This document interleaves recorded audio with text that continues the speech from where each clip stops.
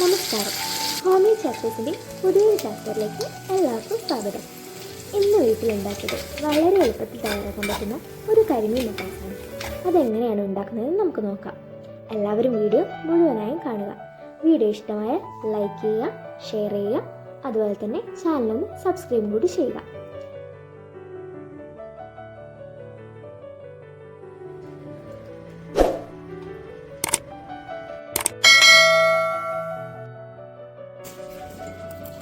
ആദ്യം തന്നെ നമുക്കൊരു മസാല കൂട്ടാണ് തയ്യാറാക്കേണ്ടത്. അതിനായി മിക്സിയുടെ ജാറിലേക്ക് 6 അല്ലി വെളുത്തുള്ളി, ഒരു കഷ്ണം ഇഞ്ചി, അല്പം ഉപ്പ്, കുറച്ച് കാശ്മീരി മുളക് പൊടി, ഒരു നുള്ളു മഞ്ഞൾപ്പൊടി, ആവശ്യത്തിന് കുരുമുളക് പൊടി, 1/2 ടീസ്പൂൺ മല്ലിപ്പൊടി എന്നിവ ചേർത്ത് വെള്ളം ചേർക്കാതെ അരച്ചെടുക്കുക. ഇതിൽ നിന്ന് അല്പം മസാല മാറ്റിവെക്കണം. ഇനി ഈ മസാല മീനിലേക്ക് നന്നായി തേച്ച് പിടിപ്പിക്കുക. അല്പസമയത്തിന് ശേഷം മീനുകൾ ഫ്രൈ ചെയ്യുക.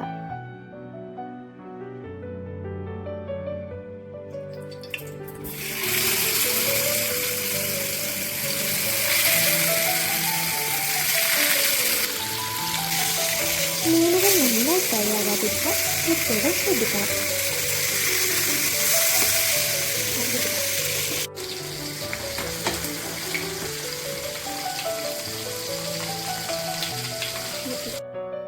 ചൂടായ ചട്ടിയിലേക്ക് വെളിച്ചെണ്ണ ഒഴിക്കുക.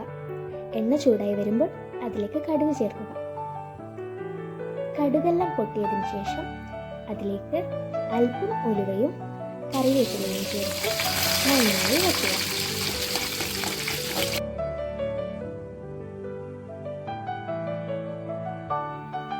ഇതിലേക്ക് ചെറുതായി എരിഞ്ഞു വെച്ച ഇഞ്ചിയും അല്പം വെളുത്തുള്ളിയും ചേർത്ത് കൊടുക്കുക. ഇതൊരു 10 സെക്കൻഡ് വഴറ്റിയതിന് ശേഷം ഇതിലേക്ക് ചെറുതാക്കി അരിഞ്ഞു വെച്ചിരിക്കുന്ന സവാള ചേർത്ത് കൊടുക്കാം. സവാളയിലേക്ക് അല്പം ഉപ്പും കൂടി ചേർത്ത് വഴറ്റി കൊടുക്കുക. നന്നായി വഴന്നതിന് ശേഷം നേരത്തെ മാറ്റി വെച്ചിരിക്കുന്ന മിക്സ് ഇതിലേക്ക് ചേർത്ത് കൊടുക്കാം. കൂടാതെ ഒരു 4 പച്ചമുളക് നെടുകെ കീറിയതും ചേർത്ത് അല്പസമയം വഴറ്റി കൊടുക്കാം.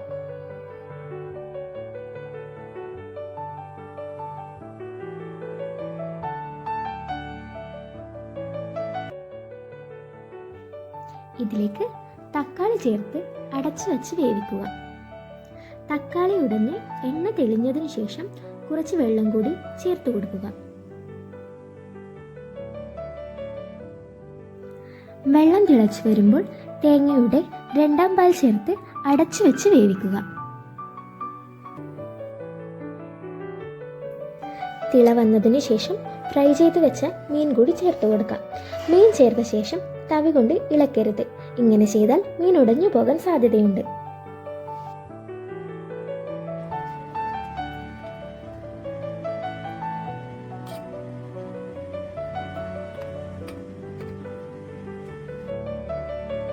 അടച്ചു വെച്ച് വേവിക്കുക. നന്നായി തിളച്ചതിന് ശേഷം 1ാം പാൽ കൂടി ചേർത്ത് അടുപ്പ് ഓഫ് ചെയ്യാം. 1ാം പാൽ ചേർത്ത ശേഷം കറി തിളപ്പിക്കാൻ പാടില്ല. നമ്മുടെ സ്വാദിഷ്ടമായ കരിമീൻ മപ്പാസ് ഇവിടെ തയ്യാറായിട്ടുണ്ട്.